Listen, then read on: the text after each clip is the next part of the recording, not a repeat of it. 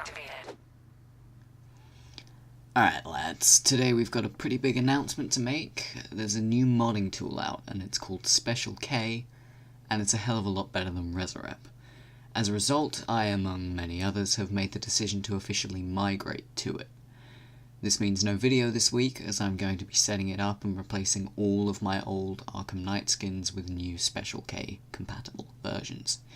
If you want to use any skins I make in future, you will need to install Special K. There'll be a link in the description for that. Once you've got it, if you'd like to stay updated on which skins have been ported over to Special K so far, there'll be another link in the description for a regularly updated Google Doc showing all currently ported skins by all creators. Feel free to bookmark this and check it as frequently as you like. If you're a console player who can't use mods anyway, or anyone else who watches me without using the mods themselves, this won't really affect you at all and you don't have to worry about it. That's the short version of it, so if you want to click off now, feel free. For anyone who stays, next I'm going to be getting into the details of what makes this tool so important, how it's going to help in future, what it means for the community, future projects I've got lined up, more tools that are currently in development, and a little bit more. So what are the differences between Special K and Resurrep? For a start, and perhaps most importantly, the last update for Resurrep was, I believe, over a year ago. Special K, on the other hand, is still actively being worked on and improved every single day. This means that on top of all the features I'll be talking about here, it could have tons more coming soon. So the first feature I want to go over is the extraction process. How Resurrep works is there's a checkbox for extraction. Once it's on, every texture that appears after that point gets extracted from the game into Resurrep's original textures folder. After that, you edit them and put them in the modded textures folder. Doesn't sound too bad, but it does use a massive amount of resources to extract every texture that's currently on screen at once. When I say massive, I mean an original textures folder containing 20,390 files that's 5.1 gigabytes massive. If you sort them by the point in time at which they were extracted, this will help you when you take a new character into an environment you've already extracted all the textures for, because the new character's textures will be at the top of the folder. However, the first time you went into that environment, whatever character you used will have their textures muddled in those thousands upon thousands, which you'll have to manually sort through. And while some have managed it, I've never been able to preview these files. This meant that back when I did Rebirth Batman, I had to manually open thousands of textures from Professor Pig's hideout, one by one, to check if they were for New 52 Batman. As you can tell, this is an incredibly time-consuming process, not to mention soul-crushingly boring.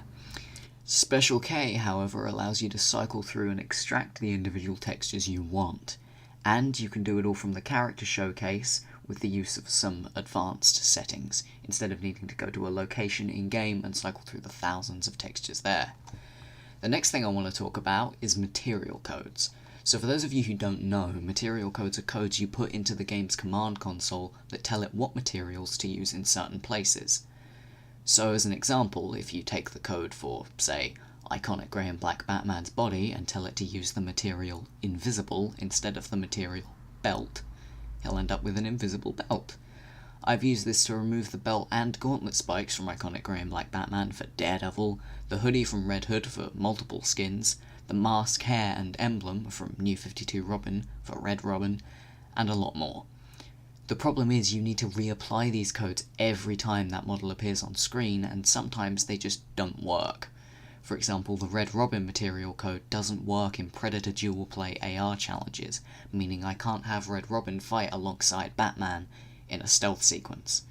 Special K lets you change which materials are visible in its own settings, and supplies in all environments regardless of how many times you boot up the game. This is really just a general quality of life improvement that will save my finger from mashing the console key quite so much, but it also means I can record in certain environments that I couldn't before, with skins that use material codes. In general, this makes modding Arkham Knight easier, less time-consuming, and opens up some new possibilities. Don't quote me on this, but I don't think you need Photoshop for Special K like you did with Resurrep, meaning that you don't even need an Adobe subscription anymore if that's true. Since I'm sure certain people will kick me if I didn't at least mention it, looking at you, Andrew. Future projects currently include a new 52 Robin, other Daredevil outfits, more Batman the Animated Series skins, more 2004 The Batman skins, possibly some Young Justice skins, and still the occasional skin for Arkham Asylum sprinkled in. As for other tools, the Batman Arkham Terraformer, or BAT for short, real clever I know, is a potential level editing tool in development right now. If completed, custom maps, improved free roam menus, restoration of cut content, and much more should be possible. I'm very excited about this one because nothing of this scale has been attempted before for this franchise, and there is no doubt that it will change the landscape if released. Change the landscape? Terraformer? Anyone? Well. So that just about wraps things up, but I do want to say a couple more things before I go. First, I chose Red Robin for this video not only because he's a good example of material codes, but mainly because it's possibly my favourite skin I've ever made. I'm really proud of this one. It took a long time, but it was definitely worth it. Something I sadly couldn't replicate on the rest of the suit, but absolutely adore from the way the game handles its shine, is the metallic red highlights on the boots. Getting to play with it again was a blast. It's really easy to move on to the next project and the next one and the next one without ever taking the time to just, sit back, relax, and actually play with them, even for just 10 minutes, so definitely enjoy myself. Second, the Arkham Origins series is still going. I've just been pretty busy lately, and instead of putting them out on Tuesdays, I think I might put them out on Saturdays. I'd be able to get them out more frequently. The thing is, this would mean that they're going out instead of a regular skin video. This would mean less skin videos, but that series would get finished faster. If you aren't really interested in that series and would prefer to see the mod videos stay consistent one every week, let me know in the comments. Otherwise, I'm going to try releasing those on Saturdays from now on, and occasionally skipping a mod release. With all of that said, I'm going to end this little commentary here. Thank you for listening to the whole thing, I really appreciate it. If you want, you can stick around for the rest of the gameplay, since you know I have to make the video reach 10 minutes so that the mighty YouTube algorithm doesn't smite my wretched mortal form where it stands.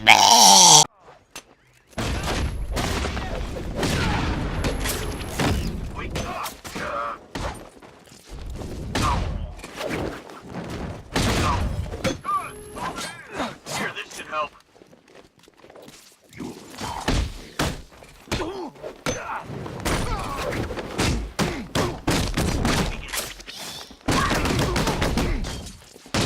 Make this count. Go one left. Cover me.